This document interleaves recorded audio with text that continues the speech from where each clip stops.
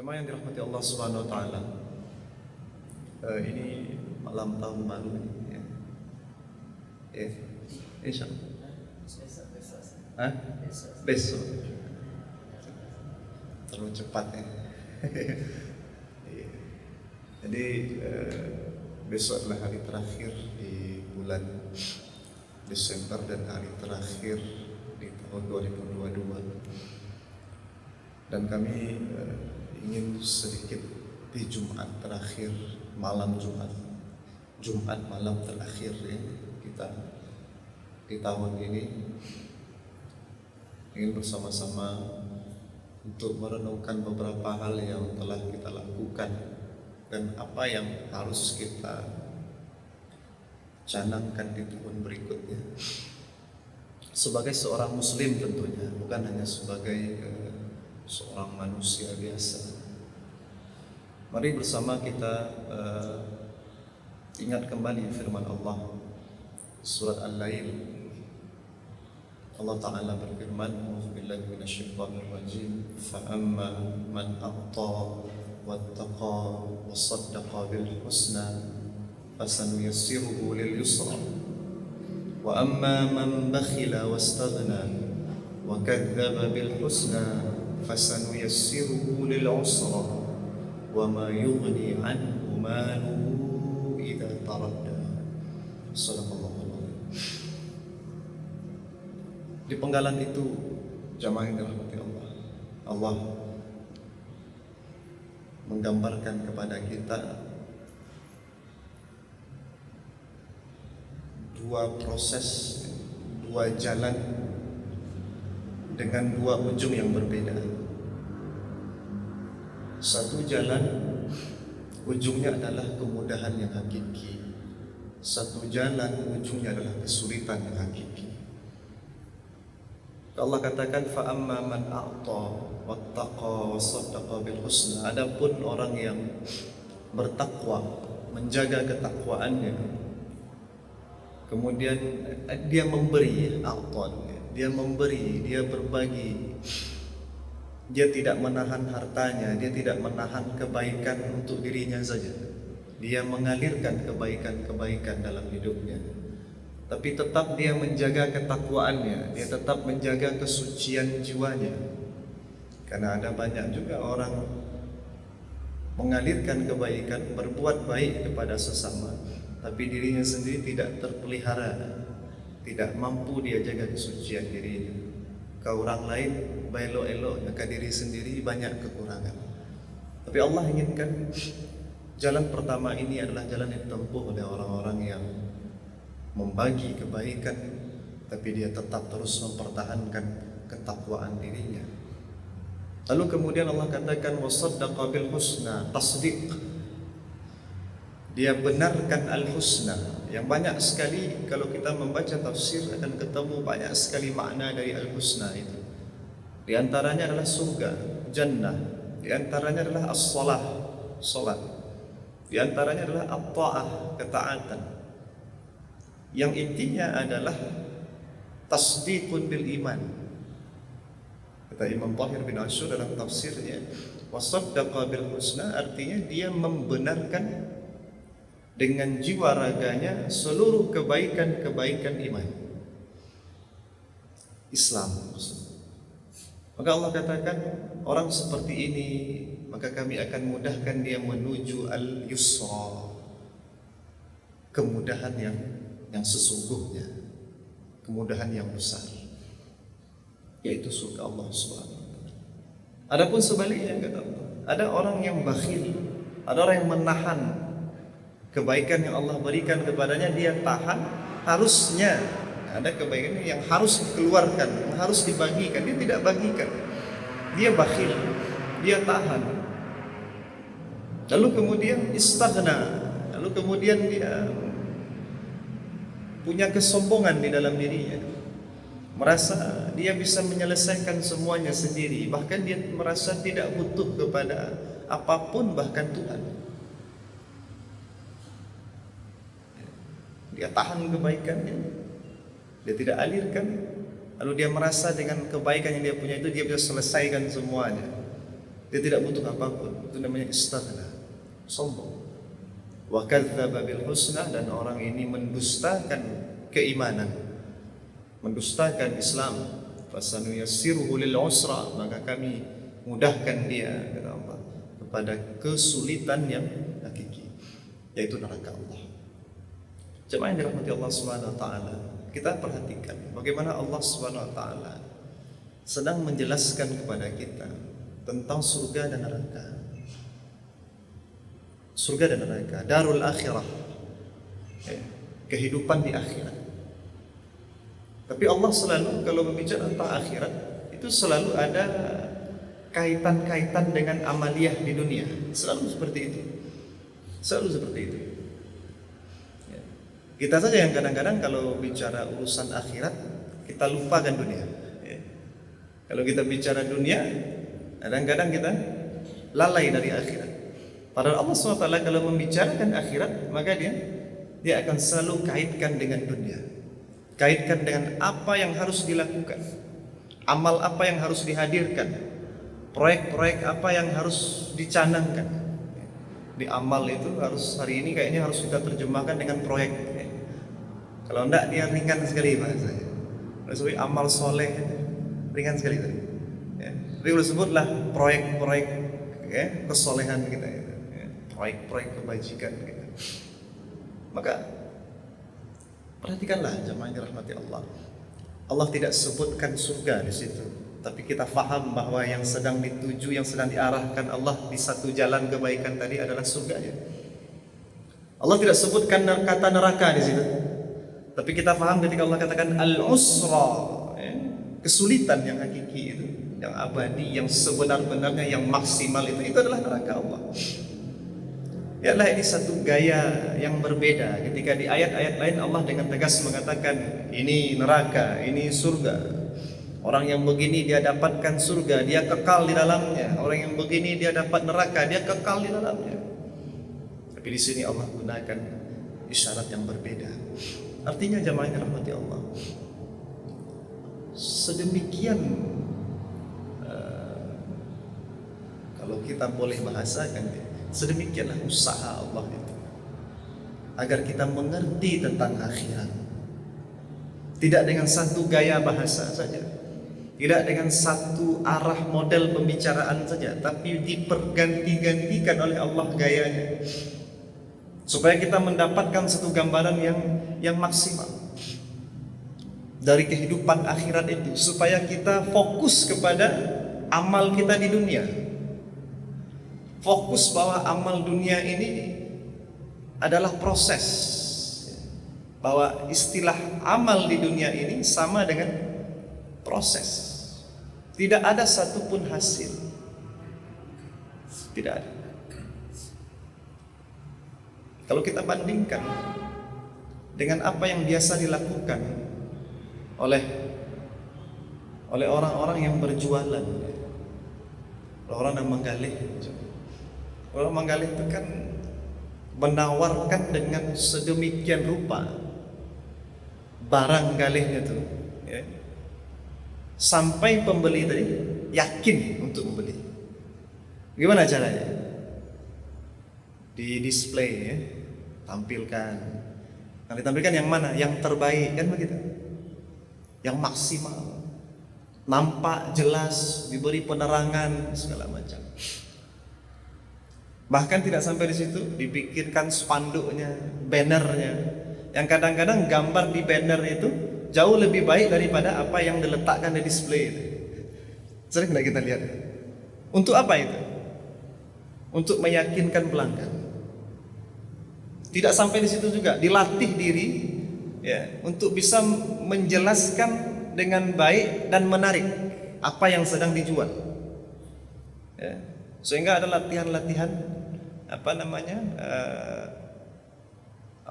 kita ada kawan kita kuliah di Malaysia itu, jurusannya komunikasi bisnis, komunikasi bisnis, betul lah, ada kuliah jurusannya komunikasi bisnis, ada ilmunya, dilatih orang-orang khusus untuk bisa memasarkan produk dengan menarik, dengan bahasa.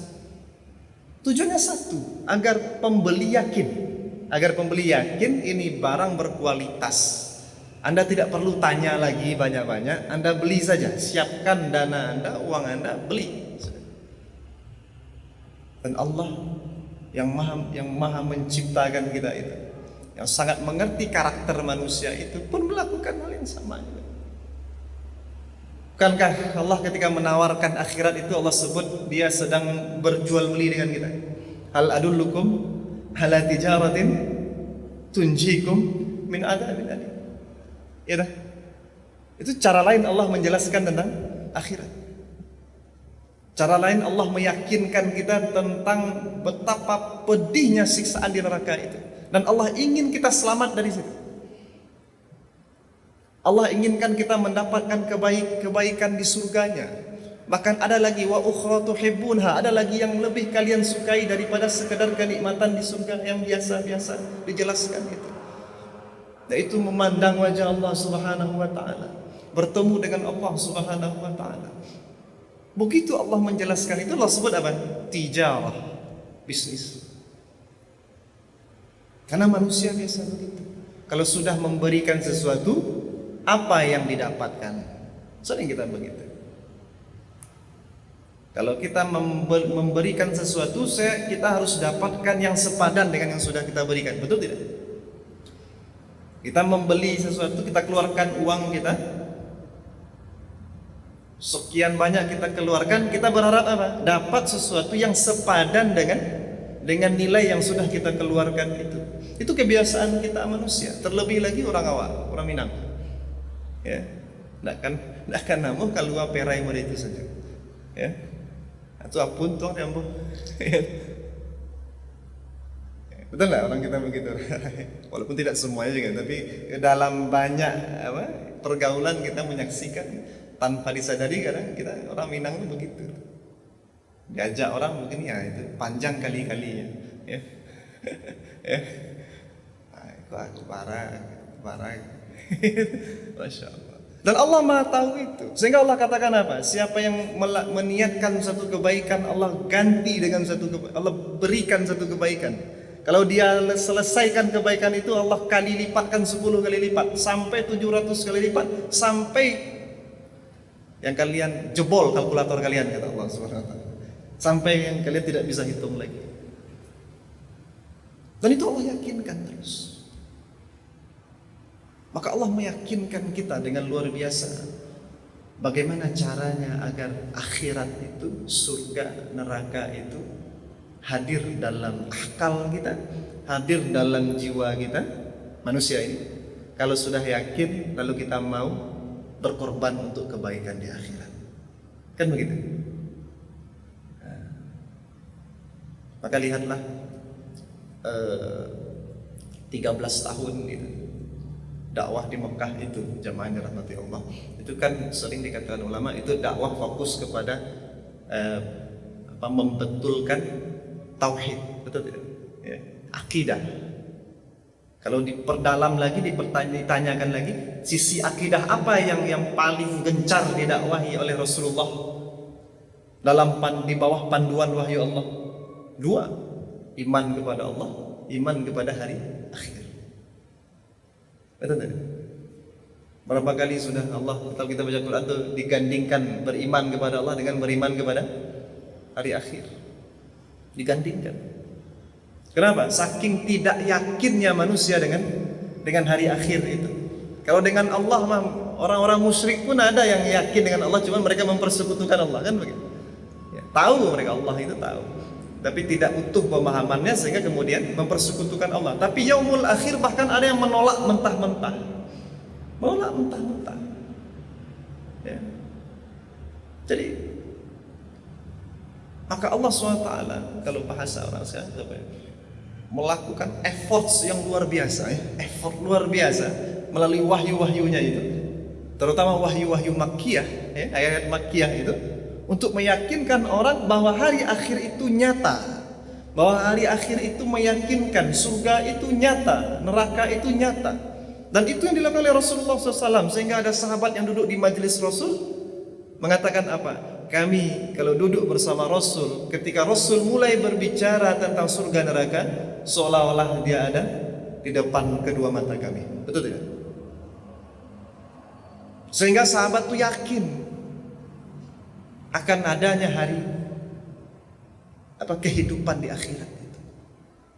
Ada kebaikan surga yang abadi, ada kesusahan di neraka yang juga abadi.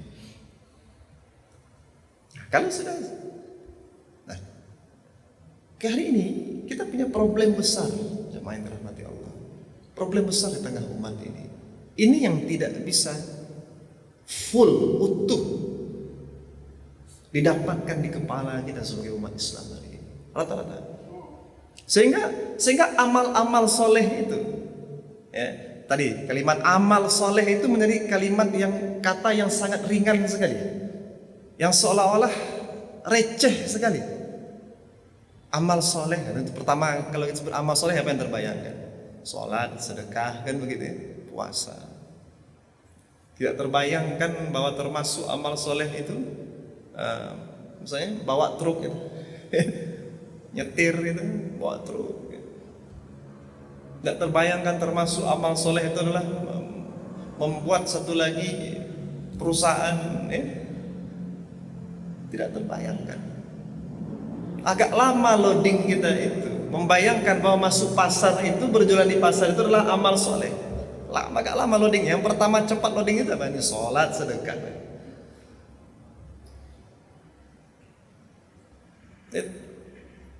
Masalahnya di mana? Masalahnya ketika akhirat itu tidak masuk ke kepala dan jiwa kita, tidak teryakinkan kita, sehingga membayarnya pun, berkorban untuk itu pun tidak sempurna. Sehingga bahkan betapa banyak kita dalam hidup kita ini, kita ukur aja yang tahun 2022 ini, yang kemudian menjadikan target hidup kita itu adalah target duniawi. Di perusahaan targetnya, target produksi, ada target pemasaran kan gitu, yang semuanya pakai angka-angka. Kita seorang yang berbisnis juga begitu. Ada target omset sekian, tahun ini sekian omset, tahun depan harus sekian omset ya. Target itu. Ketika dapat target itu apa yang kita katakan? Alhamdulillah, masih mending itu kalimatnya begitu. Alhamdulillah kita telah berhasil, masya Allah. Padahal di dunia ini tidak ada hasil, jemaah. Amal di dunia ini tidak ada yang layak disebut sebagai hasil. Yang hasil itu nanti di akhirat. Betul tidak? Yang kita sebut hasil hari ini, target produksi tercapai sekian, target pemasaran tercapai sekian, ya. Omset tercapai sekian, ya. Tugas-tugas selesai sekian. Itu. Kalaupun dia selesai, kalaupun dia berhasil, kita bahasakan, mendapatkan hasil, bagaimanapun itu harus terus di follow up, harus di follow up lagi, tidak bisa dibiarkan begitu saja. Beda dengan hasil di akhirat. Hasil di akhirat selesai sudah, sampai di surga sudah nikmati. Apa yang harus di follow up lagi? Tapi kalau di dunia ini, saya punya target, anak saya kuliah ke situ, anak saya sekolah lanjut ke sini. Ya. Lalu dapat, apakah selesai sampai di sana? Tidak, harus ada follow up lagi kan? Harus ada kerja lagi, kerja. Jadi istilah kerja itu benar juga, ada benarnya juga. Ini wa amilus, amal lagi kan? Betul tidak? Betul tidak? Iya kan? Dan Imam Syarawi tidak ragu mengatakan di dalam tafsirnya bahwa tugas manusia cuma satu, beramal. Nah, di Al-Quran ada ayat wa qul i'malu. Katakan kepada hamba-hambaku itu beramallah. Nah, ada yang lain-lain tidak ada diminta Allah. Kita tidak diminta ngurus hasil, kita diminta ngurus amal. Dan amal itu proses, jemaah. Dan amal itu proses yang harus terus dibuatkan follow up lagi. Terus naikkan lagi. Jangan dikatakan kita sudah berhasil. Maka ada anak Imam Ahmad bin Hambal itu bertanya kepada ayahnya, "Wahai ayah, sampai kapan kita berlelah-lelah begini?" Ya. Kata Imam Ahmad, "Sampai sebelah kakiku menginjak surga Allah Subhanahu wa taala."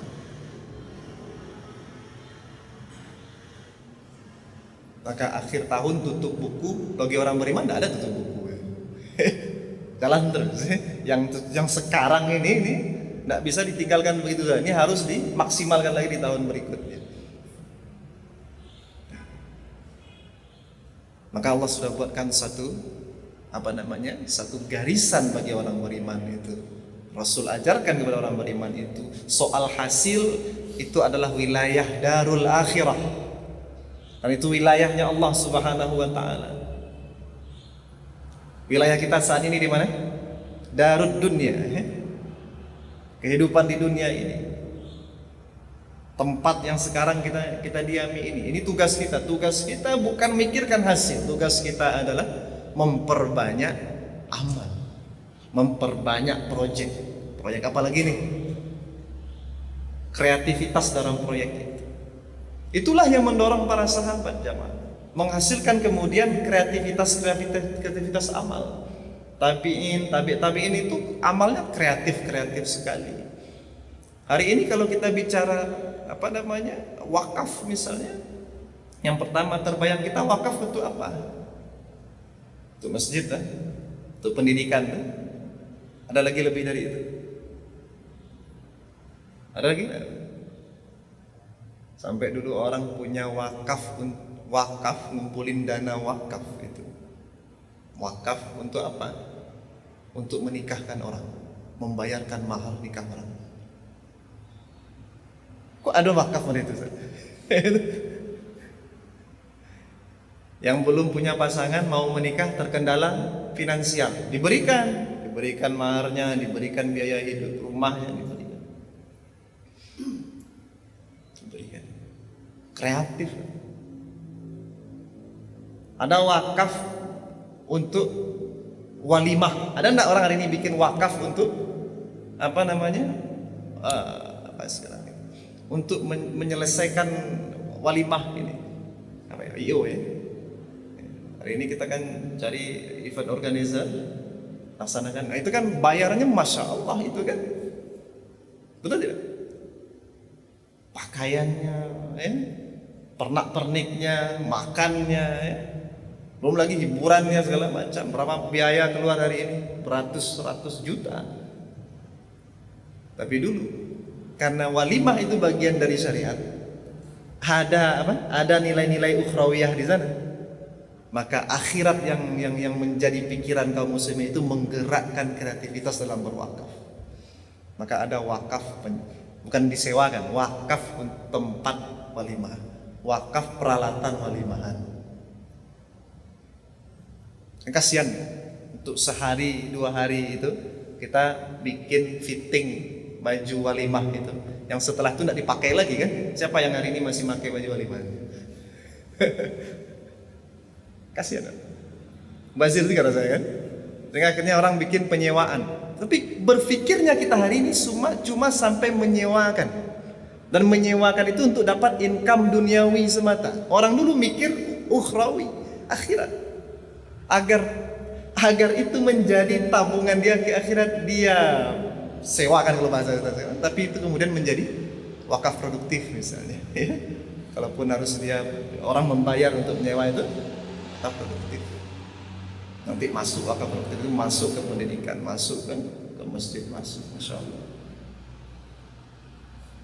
Akhirat itu yang membuat orang kreatif. Hari ini akhirat itu membuat orang buntu.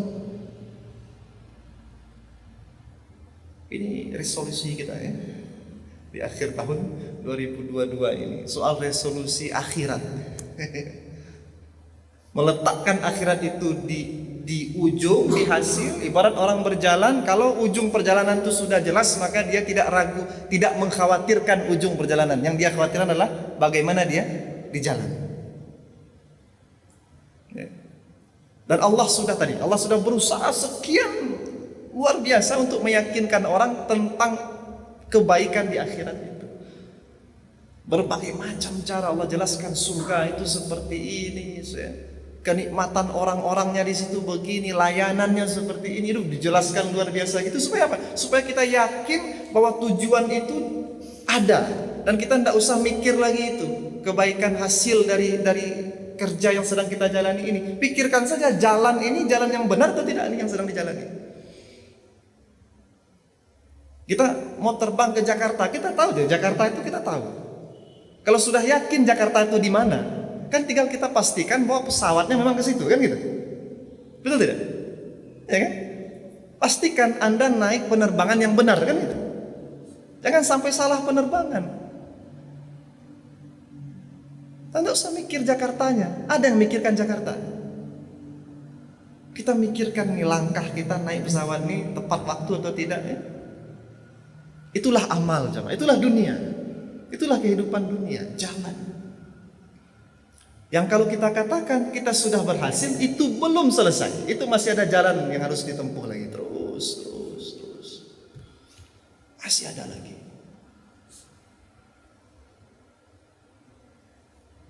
Maka a'ta. Kalau selesai a'ta, wattaqa. Kalau selesai wattaqa, cek saddaqa bil sunnah atau belum. Masih ada lagi jalan. Nah, baru kalau sudah semuanya baik, ya, habis selesai ajal kita, barulah kita mulai masuk setahap sangat dekat dengan akhir itu. Tapi itu pun belum selesai. Apakah di barzakh orang sudah selesai urusannya? Belum kan? Di barzakh masih bisa enggak orang mendapatkan mendapatkan perubahan dari apa yang dia lakukan di dunia, atau amal di dunianya masih bisa ngalir enggak untuk dia? Masih bisa, karena Rasul katakan ada 3 amalan yang masih mengalir kebaikannya. Tandanya barzakh itu belum ujung. Ujungnya kapan? Mahsyar pun belum selesai. Lewat sirat sampai ke surga baru disebut dia sukses. Innalil muttaqina mafaza. Ada podium kesuksesan nanti namanya jannah. Panjang lagi perjalanan ini. Lalu kadang-kadang kita mengatakan kita sudah berhasil. Nah, jemaah yang dirahmati Allah SWT, mari kita pandang kehidupan ini semuanya adalah proses, semuanya adalah amal, semuanya adalah ladang untuk membuat proyek-proyek baru kebaikan kita yang baru. Jangan hanya merasa puas dengan amalan yang begitu-begitu saja.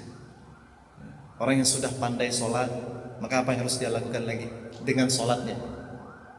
Dia harus bekerja lagi, belajar lagi agar sholat itu tepat sasaran. Berapa banyak tujuan-tujuan sholat yang belum kita capai? Soal khusyuk saja kan, itu kita sampai hari ini mungkin masih belajar. Masih banyak yang suka belajar tentang kekhusyuan, tentang ketundukan hati di dalam sholat, tentang ketundukan jiwa di dalam sholat. Belum lagi soal pengaruh sholat di dalam kehidupan kita. Berapa persen sholat kita betul-betul mempengaruhi hidup kita? Ada banyak yang harus dipelajari. Kalau selesai rukunnya, ada sunnah-sunnahnya yang harus disempurnakan. Kalau sudah selesai bacaannya, ada pemahaman dari bacaan yang harus disempurnakan. Kalau selesai di lisan, ada hati yang harus dibetulkan. Banyak lagi kerja ini. Kalau zahir amal selesai, ada batin amal yang harus disempurnakan.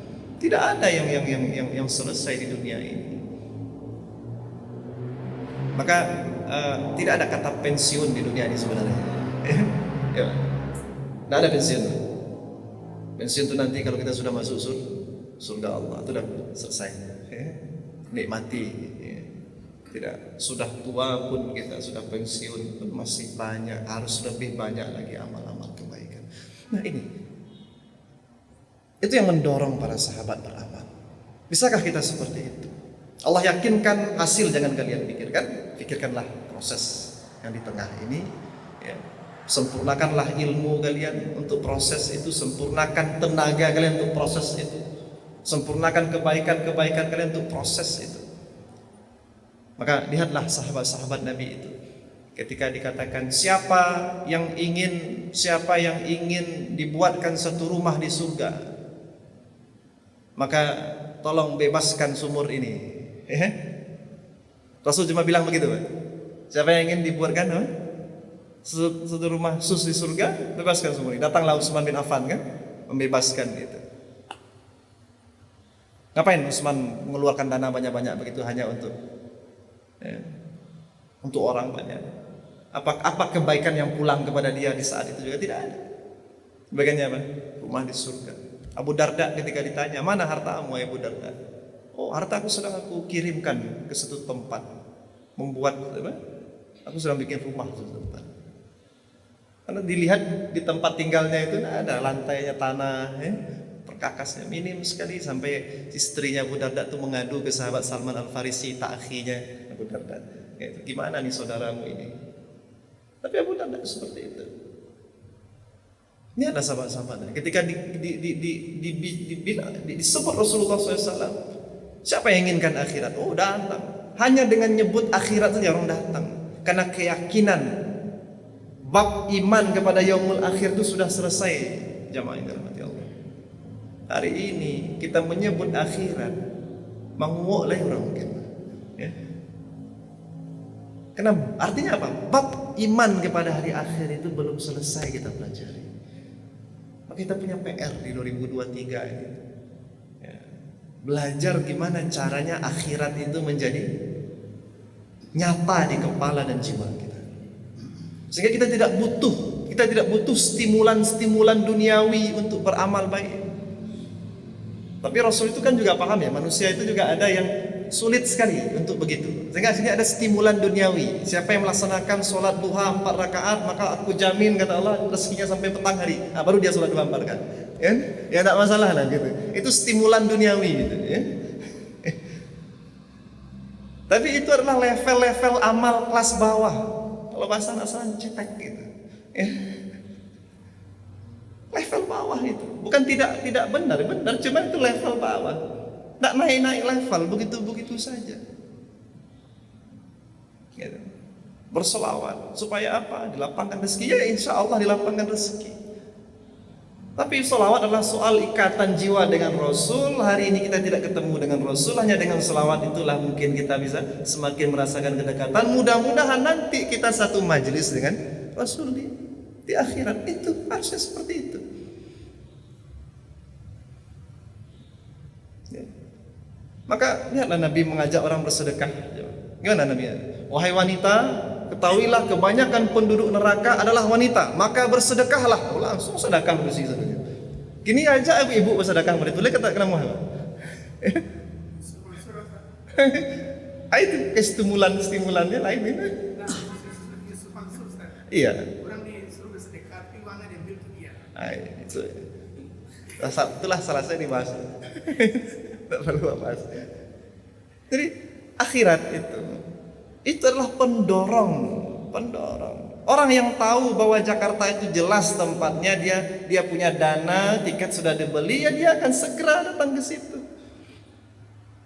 Cukup pengetahuannya itu. Jadi inilah yang harus kita kemudian kita sadari jemaah dirahmati Allah. Allah sudah bekerja luar biasa melalui wahyunya, ya, menjelaskan luar biasa melalui wahyunya untuk meyakinkan kita. Bahkan sampai membahasakan ini jual beli, ini bisnis. Ya. Kurang apa lagi? Ya. Untuk meyakinkan kita. Tapi tidak juga kita yakin, berarti kita level 1 belum naik itu. Rukun iman yang 6. Salah satunya iman kepada yaumul akhir. Iman kepada hari akhir. Ya. Jadi bukan hanya soal bikin amal. Tadi amal ini ujungnya apa? Makanya kemudian ada ungkapan dari guru kita Ustaz Budi Asari itu begin with the end. Memulai bersama ujungnya. Ujungnya apa? Ujungnya akhirat. Ayo kita mulai bawa serta ujungnya itu. Jadikan dia motivasi kita, jadikan dia inspirasi kita untuk terus melangkah. Jadi beramal kita di 2023 ini, kalau ingin naik level kita, maka amal-amal itu harus memandang kebaikan apa yang ada di akhirat sana. Sekurang-kurangnya kita bertanya ke diri kita, kalau saya lakukan amal ini, ada ndak perintah Allah membicarakan amal ini? Harus kita tanyakan begitu. Supaya apa? Kalau ada perintah Allah dalam amal kita itu yang sedang kita kerjakan, berarti ada implikasi ukhrawinya. Mesti itu. Kalau Allah masuk dia ke dalam kategori yang diperintahkan Allah, mesti ada efek ukhrawinya. Lalu ada kawan bertanya, Ustaz, bikin bisnis plan itu kira-kira diperintahkan Allah atau tidak? Nah, bikin bisnis plan detail begitu, pakai target-target, angka-angka itu kira-kira diperintahkan Allah atau tidak? Kira-kira bagaimana itu? Diperintahkan Allah atau tidak? Kita katakan diperintahkan Allah. Bukankah Rasul mengatakan innallaha yuhibbul abda idza amila ayyutqina. Allah mencintai seorang hamba jika dia beramal maka dia itqan. Dia sempurnakan, dia kokohkan amalan itu. Kalau amal itu kokohnya dengan dibikin planning yang lengkap, ya bikin planning yang lengkap. Itu bagian dari perintah cara memenangkan mahabbatullah, cintanya Allah Subhanahu wa taala, dan itu ukhrawiyah. Ya, jangan dikira sahabat-sahabat itu tidak detail bisnis plannya. Mereka bisnis sampai ke luar negeri, ya. Dari Mekah, Madinah sampai ke Syam, sampai ke Yaman, kan luar negeri itu ya. Bukan muter-muter Hijaz saja bisnisnya. Kalau tidak dengan perhitungan bisnis yang cermat, tidak akan sukses juga. Tapi yang menggerakkan mereka bukan target bisnis dibuat, tapi target bisnis itu bukanlah yang utama yang menggerakkan mereka. Maka ketika Abdurrahman bin Auf pulang dari satu perjalanan dagang, lalu Ibunda Aisyah mendengar, Abdurrahman pulang dengan 100 ekor onta, di atasnya sekian barang-barang hasil dagangannya. Kata Ibunda Aisyah apa? Wahai Abdurrahman, aku mendengar hisabmu itu susah nanti di akhirat. Hanya begitu saja. Hisabmu itu susah di akhirat. Engkau paling lambat, kata Rasul, datang menemui Rasul di surganya. Apa yang dilakukan Abdurrahman bin Auf? Selesai 100 ekor onta itu saudara. Disedekahkan. Begitulah orang-orang yang generasi terbaik itu, yang amal-amalnya, orientasinya, visi terbesarnya adalah akhirat. Termasuk kita berkeluarga, punya pasangan, punya anak, orientasinya akhirat. Allah katakan apa? Qu anfusakum wa ahlikum nar. Orientasinya harus akhirat. Jangan sampai orientasinya duniawi. Karena itu sangat pendek. Dunia ini sangat pendek. Ini kita bentar lagi kita tidur nih, belum tentu besok pagi kita bangun kan? Nah, segitulah. Seperti itulah dunia. Kita pulang setelah ini belum tentu kita selamat sampai rumah. Tapi akhirat tidak ada. Semuanya kalau masuk surga, semuanya keselamatan. Kalau masuk neraka, semuanya kecelakaan. Kecelakaan semua. Waliyahzubillah. Nah, beginilah akhir tahun harusnya kita sudah memikirkan naik level dari amalan yang stimulannya duniawi semata, harus kemudian menjadi stimulannya ukhrawiyah. Belajar lagi kita tentang iman pada yaumul akhir. Sampai apa? Sampai surga neraka itu benar-benar mengisi kepala dan relung jiwa kita, sehingga apapun amal kita tanyakan ke diri kita, nanti di akhirat amal ini akan menempatkan saya di surga. Surga yang mana? Di neraka atau di mana? Diperintahkan Allah atau dilarang Allah, dihalalkan atau diharamkan, dan seterusnya. Fa'tabiru ya billahi la'allakum turhamun. Mudah-mudahan Allah meridhai setiap kebaikan yang kita niatkan, Allah meridhai setiap ilmu yang kita pelajari, Allah meridhai setiap amal yang kita lakukan. Allah mudahkan kita menuju kebaikan yang dijanjikannya di akhirat, di surganya kelak. Allahumma amin. Subhanakallahumma wa bihamdika asyhadu an la ilaha illa anta wa nastaghfiruka wa natubu ilaik. Wa sallallahu ala sayyidina Muhammadin wa ala alihi wa sahbihi wa sallim walhamdulillahi rabbil alamin. Banyak maaf. Billahi taufiq wal hidayah. Wassalamualaikum warahmatullahi